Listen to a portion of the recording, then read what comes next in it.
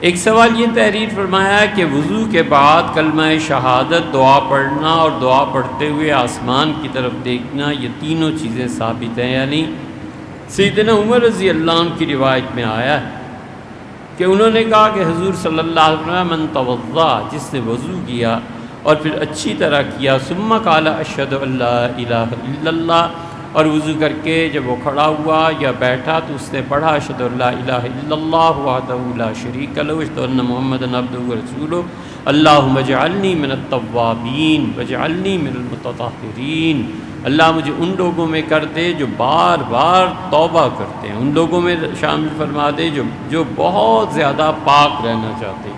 تو ارشاد فرمایا فتحت لہ ابواب الجنہ ثمانیہ، جنت کے 8 دروازے اس شخص کے لیے کھول دیے جاتے ہیں، اور یہ جہاں سے چاہے داخل ہو سکتا ہے. مطلب یہ کہ اتنا ثواب اسے اللہ دیتا ہے، اللہ اتنا خوش ہوتا ہے، کہتا ہے میرے بندے یہ جو میرے لیے پاک ہوئے ہو نا، جہاں چاہو چلو، پاک رہو ہمیشہ ہمیشہ. 2 باتیں عرض کریں، یاد رکھو جو لوگ پاک نہیں نہ رہتے اور جن کی تنہائیاں پاک نہیں نہ ہوتی، اللہ عز و جل کی معرفت حرام ہے اس شخص. خوشبو بھی اللہ کی راہ کی نہیں دیکھ سکتا جس شخص کی تنہائی پاک. یہ تنہائی اللہ کا بہت بڑا انعام ہے. شخصیت پرسنالٹی میک کرنے کے لیے یہ ہوتی ہے. سوچے، غور کرے اللہ کی ذات پہ، اس کی صفات پہ، اپنی خرابیوں پہ، اپنے اچھا بننے پہ. تنہائی خدا کا بہت بڑا انعام ہے بشرطے کہ پاک. اور دوسری چیز لمبی حدیث ہے، وہ نہیں، اب وقت ہی نہیں. حضور اقدس صلی اللہ علیہ وسلم فرمایا میں نے ایک لڑکے کو دیکھا، انبیاء علیہ الصلوۃ والسلام خواب میں میں نے دیکھا، ہر کوئی واعظ کر رہا ہے، یہ اٹھتا تھا ہر نبی کے حلقے میں شامل ہونا چاہتا تھا، اس نبی کے امتی اسے اٹھا دیتے تھے، کہتے تھے نہیں یہاں نہیں بیٹھے، کہیں اور چلے جائیں. پھر میں نے دیکھا ایک اور نبی علیہ الصلوۃ والسلام ان کی مجلس میں گیا، وہاں سے بھی انہوں نے پھر ایک اور لا کر اس کو میری مجلس میں بٹھا دیا. تو میں نے فرشتوں سے کہا کہ اسے تو کسی نے جگہ نہیں دی، میری مجلس میں کیوں لاتے ہو اسے؟ تو انہوں نے کہا اللہ کے رسول یہ پاک رہتا ہے اور غسل کرتا تھا، تو پاکی اختیار کرنے کی یہ نیکی فوراً نہا لینا اللہ کو اتنی پسند آئی کہ اللہ نے کہا میرے نبی صلی اللہ علیہ وسلم کے پہلو میں اسے جگہ دی. یہ پاک رہنا اتنی بڑی صفت ہے.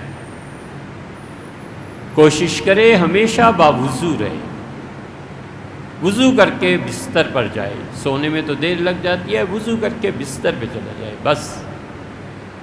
اتنی بڑی چیز ہے جو شخص باوضو رہنے کی کوشش کرتا ہے نا، یہ اتنی بڑی چیز ہے کہ میں نے ایسے لوگوں کو دیکھا جنہیں کچھ پتہ نہیں تھا کہ کیا ہونا ہے، اور بغیر کسی وجہ کے بظاہر وضو کیا اور وضو کرنے کے بعد 10-15 منٹ میں انتقال ہو.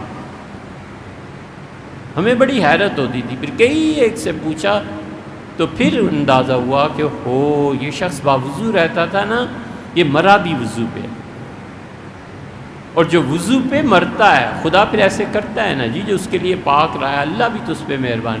رسول اللہ صلی اللہ علیہ وسلم تم میں سے جو وضو کر کے مرا، اللہ قیامت میں اپنے حضور میں حاضری دربار میں ہوگی اور وہ باوضو پاک آدمی ہو.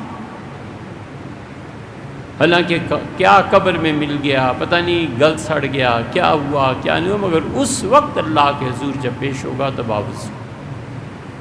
پاک رہنا اتنی بڑی چیز. مسند احمد وغیرہ میں سیدنا عمر رضی اللہ عنہ کی آئی ہے یہ روایت، اور سنن ابی داؤد میں آئی ہے حضور اقدس صلی اللہ علیہ وسلم جس نے اچھی طرح وضو کیا، ثم رفع، پھر اس نے رفع راسہ الی السماء، آسمان کی طرف دیکھا، اور پھر یہ پڑھا اشہد ان لا الہ الا اللہ، تو اللہ اس کے لیے بھی جنت کے دروازے کھول دے گا. تیسری بات اشارہ کرنا آسمان کی طرف، اس کے متعلق بھی حدیث آئی ہے. حضور اقدس صلی اللہ علیہ وسلم نے ارشاد فرمایا، اس لیے فقہا نے، حنفی فقہا نے ان تینوں چیزوں کو لکھا ہے کہ یہ کرنا حضور اقدس صلی اللہ علیہ وسلم کے طریقے سے ثابت